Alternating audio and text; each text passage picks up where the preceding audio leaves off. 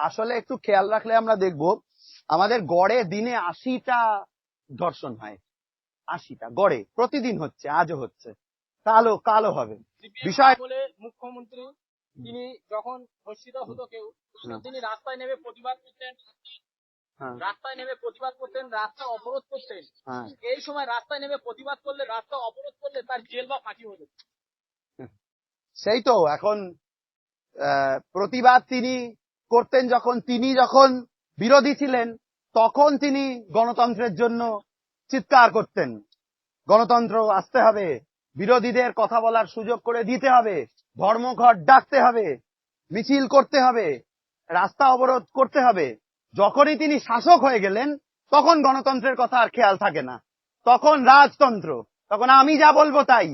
আমরা তো দেখেছি এরা কত ঘটনা বলবো, ও তো শেষ করা যাবে না।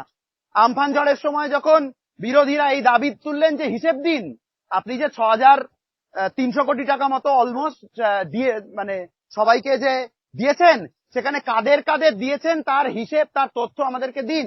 তাতে তার বক্তব্য ছিল যে টাকা দিয়েছিস যে হিসেব নিবি, তার বক্তব্য ছিল তাই। অর্থাৎ উনি ভুলে গেছেন যে উনি মনে করছেন টাকাটা উনি দিচ্ছেন, টাকাটা যে সরকারি টাকা, এবং সরকারি টাকা মানে পাবলিকের ট্যাক্সের টাকা, সেই টাকার হিসেব চাওয়ার অধিকার যে সাধারণ মানুষের আছে তিনি সেটা ভুলে গেছেন।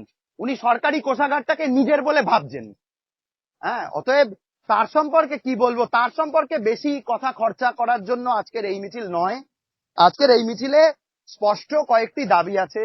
সেই দাবির মধ্যে আছে যে যিনি শহীদ হলেন, আমরা বলছি না তিনি মারা গেছেন, নির্যাতিতা এই কথাটা সত্যি, কিন্তু আমাদের মতে তিনি শহীদ। কারণ তিনি নারী হিসেবে নির্যাতিত তো হয়েছেনই, তার সাথে তিনি হাসপাতালে কর্পোরেট রাজের বিরুদ্ধে প্রতিবাদ করার জন্য শহীদ। অতএব তিলোত্তমার বিচারের দাবি তখনই সম্পূর্ণ হবে যখন স্বাস্থ্য ব্যবস্থায় কর্পোরেট রাজ, স্বাস্থ্য ব্যবস্থায় সিন্ডিকেট রাজ খতম হবে, সকলের জন্য বিনামূল্যে সরকারি স্বাস্থ্য ব্যবস্থার যে অধিকার সেটা সুনিশ্চিত হবে। সেই দাবি আদায় পর্যন্ত আমাদের লড়াই, আমাদের সংগ্রাম চলবে।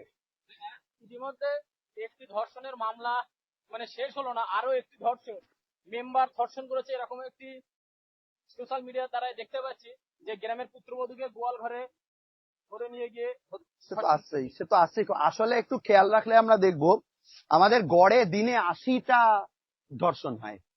৮০টা গড়ে প্রতিদিন হচ্ছে, আজও হচ্ছে, কালো হবে বিষয়টা হচ্ছে যে কতটা তদন্তকারী সংস্থারা সক্রিয় হয়ে আইনটাকে বাস্তবায়ন করছেন। এই যে নতুন একটা বিল, এসব ফাটকা, এসব লোককে আইওয়াশ করা বিল, অলরেডি আইন আছে, অলরেডি ধর্ষণের বিরুদ্ধে আইন আছে, তার বাস্তবায়ন করতে হবে।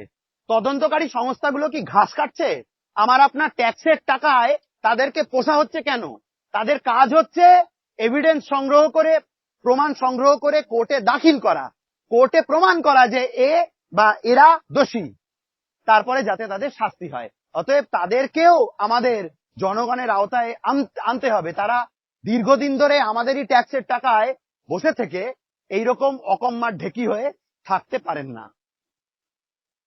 আমার নাম শাওন দাস, আমি আইএসএফ এর রাজ্য কমিটির সদস্য।